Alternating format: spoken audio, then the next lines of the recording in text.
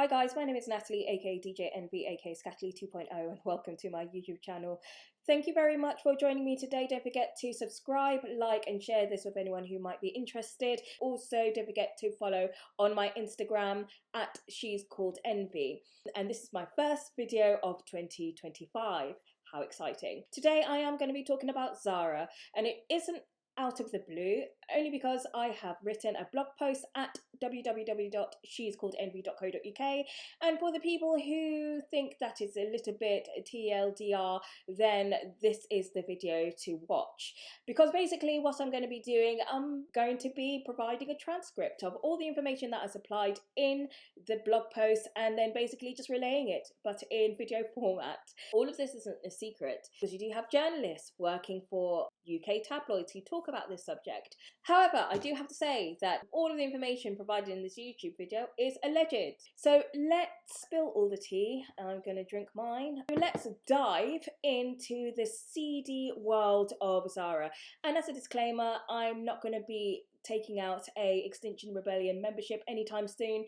I'm not going to be influenced by anyone who is part of the Just Stop Oil crusade and sticking myself on a gallery wall somewhere just to make a point. But this video will be about sustainability, and I have titled the blog post "The Fast Fashion Phenomenon, a deep dive into Zara's business practices, sustainability efforts, or lack of, and marketing strategy." Let's dive into the seedy world of Zara.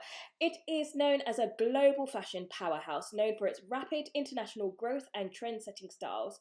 I'm not wearing anything that is manufactured or sold by Zara today, unfortunately. But behind the stylish clothing and sleek stores, how sustainable is Zara really? Today, I'm going to be exploring their business practices, their marketing strategies, and the essence of fast fashion.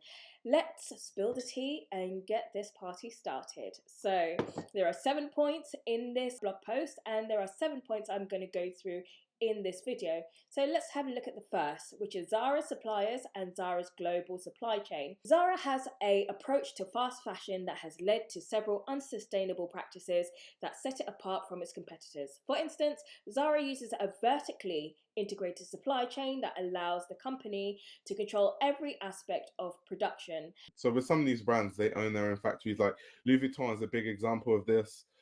From drawing board to design to distribution and to retail.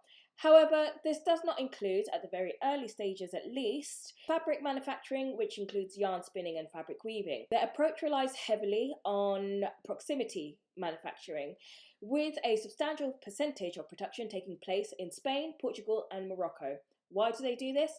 Possibly because they can provide a high productivity output, and this would be produced at rock bottom prices. Basically, it's more economically effective and it is the cheapest, so they get more bang for their buck. However, from approximately 2006 to 2007, they have used offshore factories in locations including Brazil, Argentina, Malaysia, Vietnam and Turkey. Inditex, which is the parent company of Zara, which is very similar to Arcadia, which is the parent company of Topman and Topshop, which has been bought out by ASOS, has substantial manufacturing operations in Bangladesh with 150 suppliers and 273 sewing companies employing nearly 1 million workers.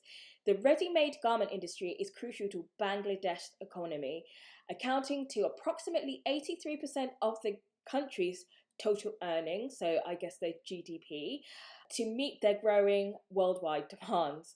This allows Zara to respond quickly to changing fashion trends, bringing new designs from the drawing board to the store shelves in just a matter of weeks. However, Zara being outed for their most controversial business practices and often being accused of compromising labour conditions and wages. In summary, Zara operates a unique supply chain model, often cited as the most efficient in the fashion industry. Unlike many of its competitors, Zara owns a significant portion of its supply chain, which includes design, production and distribution.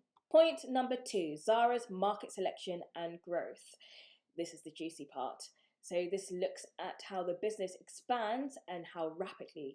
So Zara's expansion strategy focused on entering key fashion-forward cities worldwide.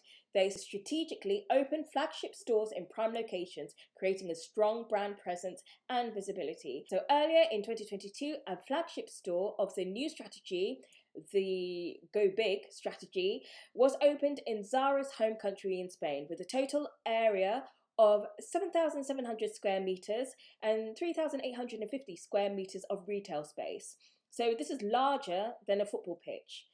So basically larger than a football pitch that you'd be able to find in a stadium. It's crazy, right? Zara has also additionally opened a large 9,000 square foot store in Rotterdam in the Netherlands. It has also recently doubled the size of its store near the center of Paris and in Dadeland area in Miami. Zara's market selection is data driven. They are getting all of that customer feedback, and they say that the sales data tends to identify to see what actually sells and how to stick to this model. And they have identified that the market responds to a quick turnaround. So that means that the consumers, so that will be all the fashion girlies and all the buyers and all the people who want to buy all those latest pieces that they've seen on the runway by larger or designer brands, they want to see very similar styles in Zara or on the high street that they will be able to collect and pick up and buy straight away. So this agility in Zara's business model has led it to its rapid international growth, with Zara now operating in more than 2,000 fashion stores and 500 homeware stores in 96 countries. But rapid expansion often leads to sustainability challenges. Point number 3, Zara's sustainability strategy. Sustainability is a hot topic in the fashion industry. If you are a fashion girly, you are environmentally aware, you're really into upcycling, thrifting, you're really into anti-climate change causes, then you would know that fashion is one of the biggest contributors to, I guess, the global climate change problem. Zara has made some of the efforts to address this, even though we know there's no longevity in it.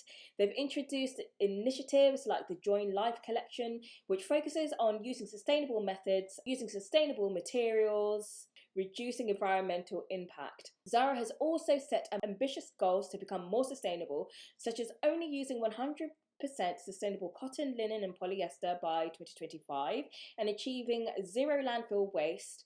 But inaction is also embedded in competition, where multiple different brands use the same outsourced production factories and share capacity with their competitors. Just as companies are unlikely to voluntarily switch the way that they operate, why would they advocate for policies that will make their operations more clunky and costly and easier for their competitors?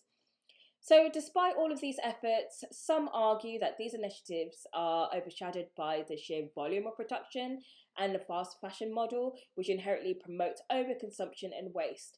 All of this contributes to the expansion of the operational service model, which in turn also contributes to a higher carbon emissions output. In summary, Zara has introduced sustainable initiatives like the Join Life collection. However, critics argue that the fact that fast fashion models promote overproduction and overconsumption undermines the whole concept of sustainability. Larger stores, rapid production cycles, and global logistics contribute significantly to carbon emissions and environmental impact. Number 4, let's have a look at the materials, production, manufacturing of clothing. So this is the contribution to microplastics. In terms of the material, the production and manufacturing processes, Zara's rapid production cycle often relies on cheaper synthetic fabrics like polyester.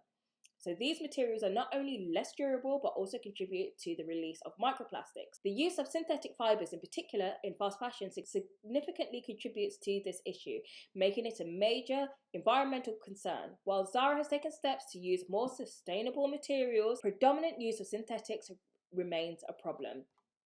So in summary, Zara uses synthetic materials like polyester because it's cheap and cheerful and contributes to the microplastic pollution despite efforts for sustainability. Let's have a look at the very core of the essence of fast fashion. So at the heart of Zara's business model is the concept of fast fashion itself. This model is based on quickly replicating runway trends and mass producing them to affordable prices. Zara's ability to produce new collections rapidly keeps consumers coming back more frequently, again and again, due to the micro fashion trends and the latest styles which are being promoted, which they would want straight away.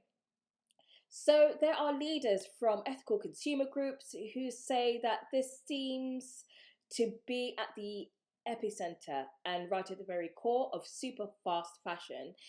They add that these brands typically reproduce fashion seen elsewhere and turn it around in about a week.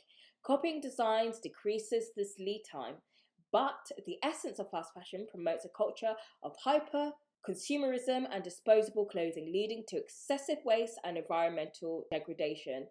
The constant turnover of styles encourages consumers to buy more and discard quickly, fueling the cycle of overconsumption, overproduction, and waste. Let's have a look at the pricing and ethics which usually drives this type of behavior. So Zara's pricing strategy plays a crucial role in its success. By offering trendy clothes at relatively affordable prices, Zara attracts a broad customer base. However, this pricing model raises ethical concerns. To keep prices low, Zara often relies on labor-intensive production methods in countries with lower labor costs. This can lead to poor working conditions, low wages, and exploitation of workers. Ethical considerations are increasingly influencing consumer choices, putting pressure on companies like Zara to improve labor practices and ensure fair treatments of their workers throughout their supply chain. But instead of spending money on traditional adverts, the company invests heavily in the location and appearance of its stores. Zara pays high rents to secure prime locations in fab, luxurious buildings, often alongside bigger brands such as Gucci, Louis Vuitton. But in summary, Zara's low pricing relies on cheap labor and rising ethical concerns. They focus on prime store locations instead of traditional advertisements, and also they rely on cheap labor to make sure that they can keep their margins very high. So even if you do buy something at Zara at a discounted cost, the company is still making a very huge profit. With Dior, obviously how they ended up selling bags which cost $57 to manufacture, but then they ended up retailing for over $2,800. This is a huge topic in the fast fashion as well as luxury fashion space, which leads me on to the final topic, and that is e-commerce, retail, and global expansion. So let's discuss this. Zara has embraced e-commerce, offering a seamless online shopping experience. This kind of multi-channel approach has led Zara to reach a wider audience and adapt to changing consumer behaviors. Zara's global expansion strategy continues to focus on opening new stores in high-traffic areas while enhancing their online presence. This approach ensures that Zara remains accessible and relevant in an increasing digital world. And also a lot of influencers as well as micro-influencers creating Zara hauls, so effectively providing free advertising for the business. Zara has achieved significant market growth without relying on celebrity endorsement, large runway shows, or billboard advertising, because they do have some of their Zara minions doing it for them for absolutely nothing. By closely monitoring runway trends and consumer preferences, Zara produces affordable, trendy clothing that attracts consumers without the need for high-profile celebrity collaborations or endorsements. In summary, Zara's e-commerce and retail strategies combine online shopping with physical stores, allowing global expansion and market growth. Their focus on trends and consumer preferences without relying on celebrity endorsements or traditional adverts help them remain relevant in a digital world while maintaining affordability and accessibility. I know I was going to produce a Zara haul, but then I decided to make this video instead because it is crucial to be aware of the impact of our fashion choices and support brands that prioritize sustainability and ethical practices if that is something that you want to keep in mind. If you did want to have a look at this topic in more detail, I would also put some links in the description box below.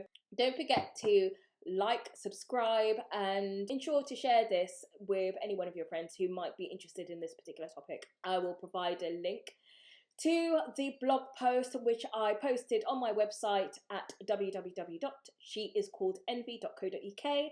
Don't forget to have a look at my other YouTube videos on my YouTube channel, and I will see you on the next one. See you later, guys.